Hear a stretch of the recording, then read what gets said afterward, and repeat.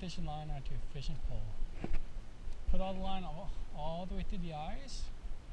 Then when you get to the part where you're tying onto the reel, make a loop like that. Spin it around as many times as you want. Grab the loose end, go through the big hole. Then you have like a smaller hole, so it's hard to show. And just kind of go through the smaller hole and pull. Then you take the loop,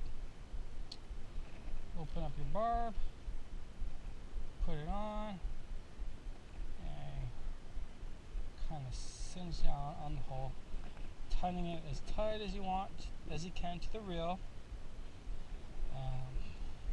and just cut the loose end off, like so, and close the barb. I'm using a jig, and just set it. Just keep rolling up. I keep mine pretty tight where the line says tight to the reel.